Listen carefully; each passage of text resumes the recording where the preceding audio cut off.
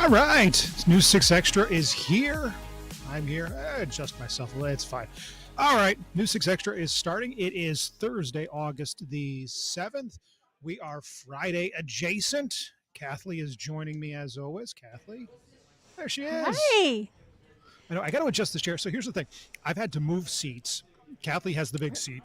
I had to move over here. I'm at Matt Austin's desk. And I'm 6'1". Matt's what, 6'3", 6'4"? Maybe. He's tall. Yeah, he is tall. So when I sit in this chair, I kind of feel like, meh. You know? I feel like I'm looking up saying, "Sir, may I have some more, sir?" Is that Oliver Twist? Little Oliver Twist. Thank Yeah. you. Little Charles Dickens there. Like a Dickensian street urchin over here. Shuffled around. Oh my gosh. Anyway, I gotta tell you, it's good to be getting this close to the weekend, although I'm on call this weekend. How about you? Oh gosh, no, I'm not on call this weekend. I can But change that. well, you know what? That's what a lot of people don't know. You are actually my boss's boss. So you do have the power. I have the power. You have the power to make me work every weekend. But please don't. But I won't. I am benevolent and kind. You with are. my decisions, yes. You are. So, okay. Anyway. All right. So you and I both live out on the east side of the county. Yes. This whole week's been rocking and rolling in the afternoons. Last night wasn't quite so bad. Now, No. other people got hit, but not us. No, it was better. I heard a little bit of thunder, and I was thinking we were really in for it again, but then it calmed down. So it's pretty good.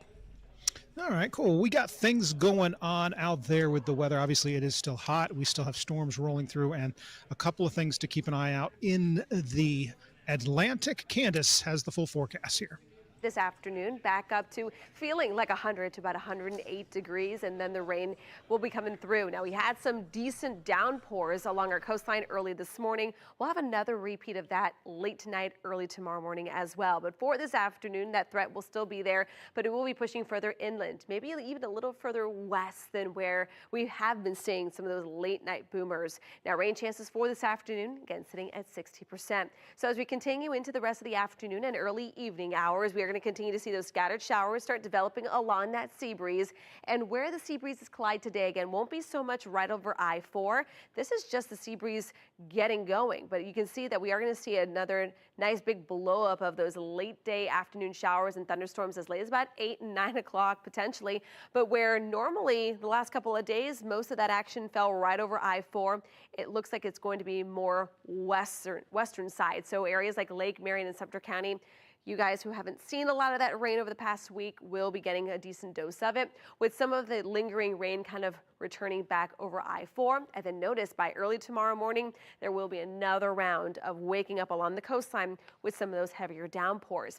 All right, let's talk tropics real quick. As of the 11 a.m. update from the National Hurricane Center, Dexter has become extra tropical, meaning that the center has turned more cooler because of those cooler waters. So now that is it. That is the last advisory as of 11 a.m. The other two areas that we were watching, still a low end chance that a low could develop along kind of an old boundary just off the eastern seaboard. That will continue to move towards the northeast, looks to maintain kind of the fish storm status as it will stay out to sea. A little further towards the east, we're watching a tropical wave that just rolled off the coast of Africa. You can see it down there. This one has a 60% chance of development. It's also an invest, meaning we will be getting those routine updates from the National Hurricane Center. So you can see that a lot of the models kind of riding right through that highlighted orange area. At this point in time, again, a 60% chance that this could become our next named storm, could possibly get a depression or tropical storm out of this by this weekend. But most of the models do give it that nice right turn that hopefully also will stay on this trend of storms staying out to sea. All right, back here at home, though, we are watching kind of a weak tropical disturbance that's out there, not looking to develop anytime soon, but it could kind of increase the rain just a hair as we head into Saturday and Sunday. Now, once it moves into the Gulf, then the big question is the warm waters, could it generate into a low or something more? We'll have to wait and see. But again, rain chances, we're just going to tick them up just slightly come Saturday and Sunday. Our coverage still at about a 60 to 70%. At this point, though, it does look like with this tropical wave, although some of us will see some more scattered showers, it will be mostly focused across our western zone. So areas, again, that haven't seen a lot of rain for the past couple of days, you guys we'll have more of that opportunity to do so. Looking at the beach forecast, on top of adding a little more rain, those disturbances out in the tropics are going to kind of rough up the surf a little bit. So our surf will be a little higher, but our rip current risk will also be on the higher range. So making sure that if you are going to be celebrating that last official weekend of summer break with all those families out there and you want to maybe enjoy the beaches, just please swim by a lifeguard. And for those looking ahead to next week already for back to school on Monday, conditions looking very typical for this time of the year with highs in those mid-90s. And of course, Candace and the entire News 6 weather team will have your back to school forecast as we get a little bit closer to Monday. So you can time out if your kids ride the bus either to or from school, or maybe they have after school activities. You can time out when those showers may be rolling through the area and whether or not you might need an umbrella or a poncho or something along those lines, just to try and keep the kids dry on the first day of school. Well, Orlando's had a bit of a back and forth with downtown and the bar owners, the question of trying to keep things safe and trying to get people to come downtown for downtown Orlando. And the push and pull has been, well, who picks up the tab? Bar owners have said it's not really fair that they be asked to contribute to the cost of security downtown. The city says, no, you should help to chip in. Well, it's all went before a judge. As Stephanie Rodriguez reports, the bar owners were not happy with the outcome. A judge denied the business's request to put the rules on hold while all of this plays out in court. Last September, some Orlando bar owners filed a federal lawsuit against the city of Orlando and the police chief, challenging the after midnight sales ordinance, which requires certain bars to pay for police protection between 10:30 p.m. and 3:30 a.m. The handful of bars that sued alleged that this ordinance is an unconstitutional financial burden that targets their businesses selectively while exempting other venues. The federal lawsuit also argues City of Orlando-owned venues such as Camping World Stadium and the Dr. Phillips Center add to the security burden by, quote, pushing tens of thousands of visitors into the streets and parking lots of downtown Orlando, adding that those venues do serve alcohol but don't participate in the after midnight permit. Now, in the ruling on the request to pause the ordinance rules, the judge said, quote, the court concludes that the motion fails because it does not establish irreparable harm and that the plaintiffs delayed in filing this suit until several months after suffering the alleged harm and further delayed in filing the instant motion. This means the ordinance stays in place and those bars have to keep paying for security until a final judgment is reached. In downtown Orlando, Stephanie Rodriguez, News 6. And I think that's always been the question for people. And when it comes to like downtown pretty much anywhere, where you're talking like downtown Daytona Beach, downtown Winter Garden, Winter Park, et cetera, to Sanford, people will go there if there's things to do, if there's convenient parking, and if they feel safe. I think that's the ultimate thing. And if people don't feel safe, they won't go there. And ultimately businesses in the downtown suffer. So we'll see this as it plays itself out. Speaking of things that are still playing themselves out, the back on again, off again tariffs situation. Well, most of the tariffs went into effect at midnight. In fact, on top of that, the president announcing today an extra tariff on Canada. Canada is the United States' second largest trading partner. A lot of oil, natural gas comes from Canada. A lot of soft woods come from Canada. So obviously that is something to be keep an eye on. But as CBS's Natalie Brand explains, there's a lot going on, not just tariffs-wise, but also international diplomacy-wise, as the White House tries to set up some sort of a meeting between Russian President Vladimir Putin and Ukrainian President Volodymyr Zelensky, of course, trying to bring to some sort of resolution the war in Ukraine, a war that was started by Russia. And now we're trying to maybe find a way to wind this down. Natalie Brand has this story.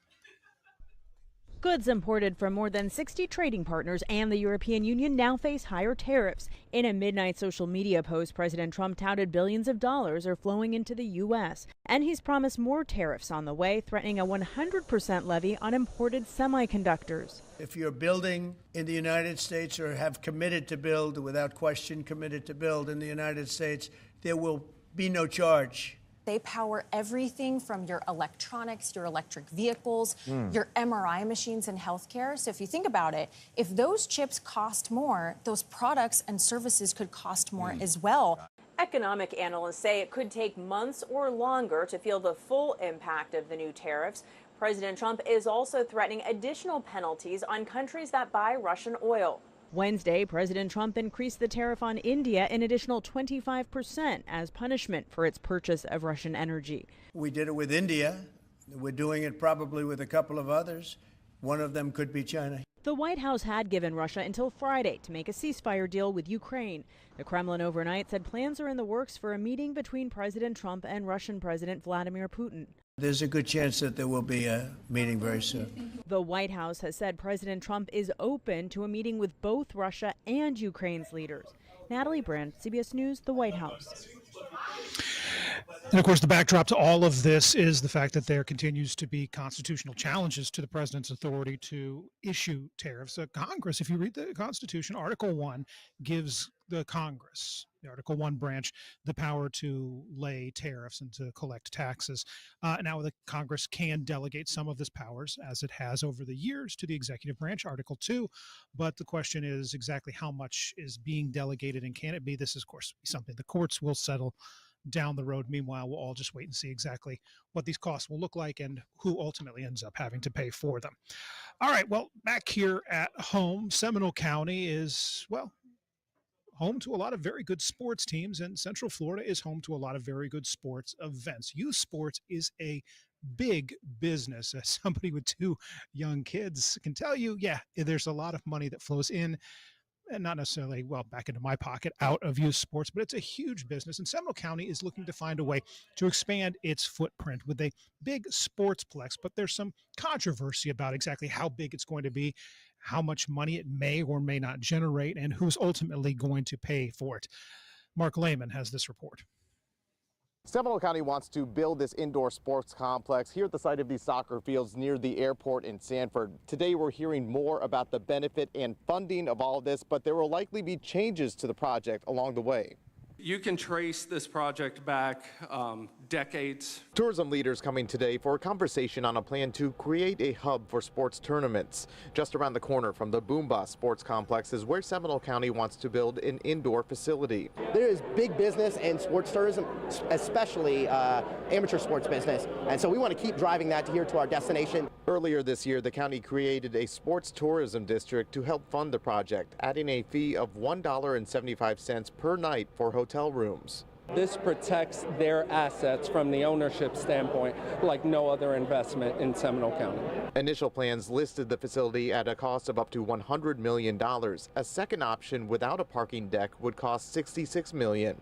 The plan was also for a 172,000 square foot building, but that will likely be scaled back. Can fit a lot of our needs, but it doesn't mean that that's in concrete. That is right now solely a placeholder. Commissioners have also expressed concerns with the price tag. They acknowledge the benefit extra tournaments and events will bring to the area, but want to make sure any funding decision is a responsible one. Ultimately, we can make it work. We have to be disciplined enough to do the right thing. At this point, commissioners are waiting to hear an updated proposal on this facility, and a final vote is likely months away. The hope, however, is to begin construction in 2027. In Seminole County, Mark Lehman, News 6. And you think of all the sports that are out there now, from lacrosse to soccer to, of course, baseball to youth football. And there is a lot of that out there. And of course, you know, it's not just the families that come to town for the tournaments. Think about it. They come in from out of town. They're staying in hotels. They're renting Airbnbs. They're going out to get meals. I know when my kids played lacrosse and we would have to travel, you know, you set aside a couple of bucks here and there, not just for driving them to and from, but also when you get there, if you have to stay for a couple of days for tournaments. So there is money there, but as always, the devil is in the details. See how this thing plays itself out. We'll be right back.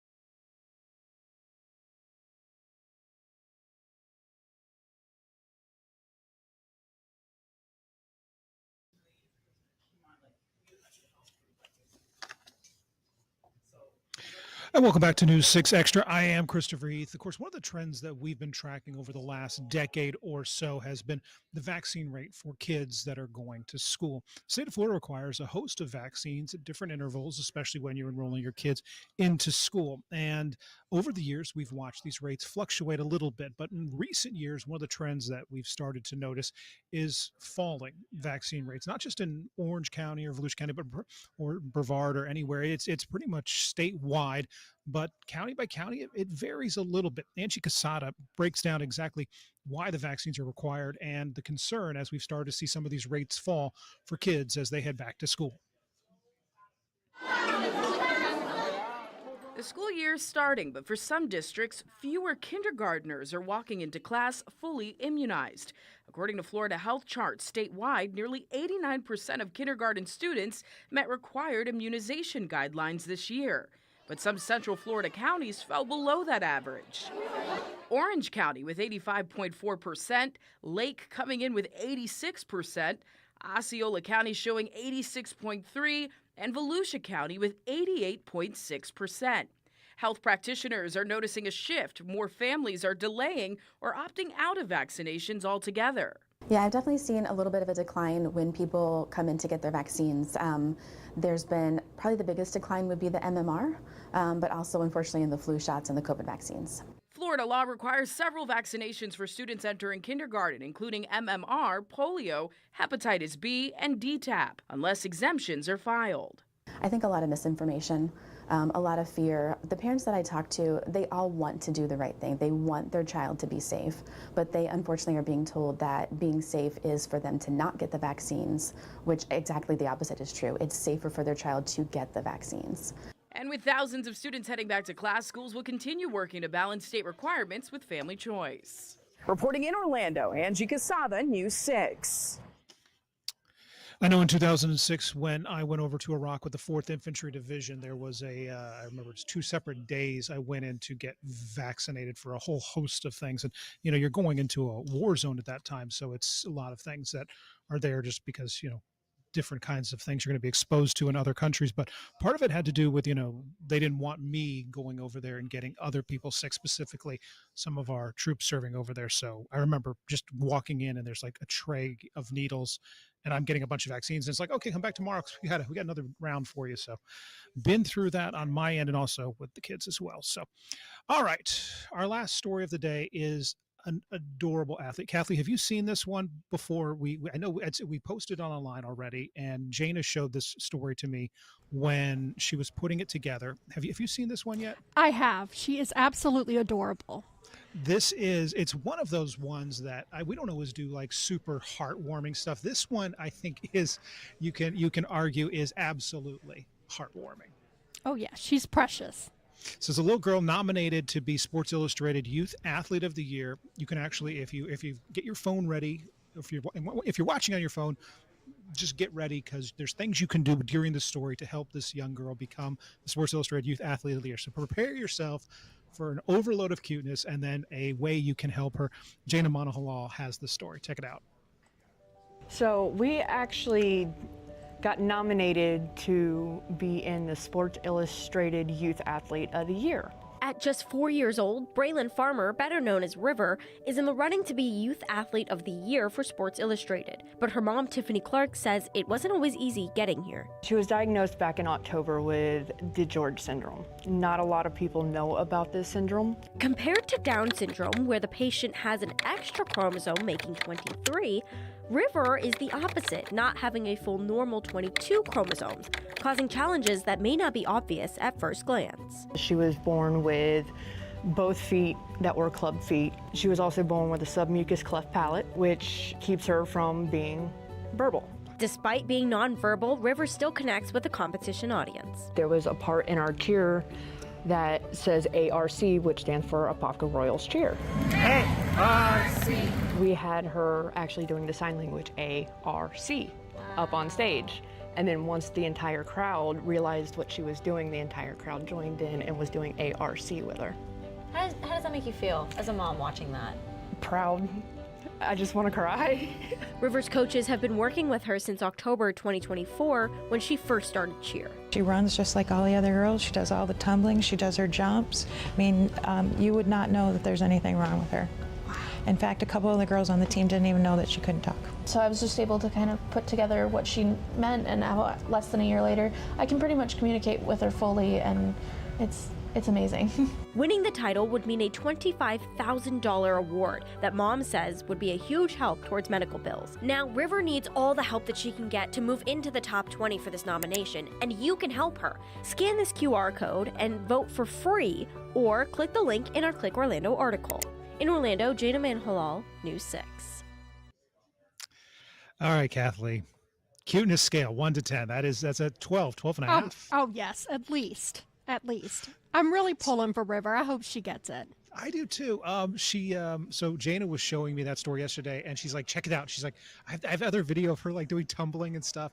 And apparently, because you could see they shot the interview here in the newsroom. Right. And there's a video, and I told her, you should probably put that. She's like, no, I don't want to. But it was a little video of River just doing like little like cartwheels and like somersaults throughout the newsroom. And I'm like, ugh. I know. She's precious. It is absolutely precious. So if you didn't get the QR code scanned, you can obviously go to our website, clickorlando.com. You can find the article there. You can vote, send it out to your friends and neighbors, copy the URL, send it to everyone. Get River across the finish line for this. Oh, yes, absolutely. She deserves a nice story to end with today. Thank you for that one. Kathleen puts this show together. I do nothing.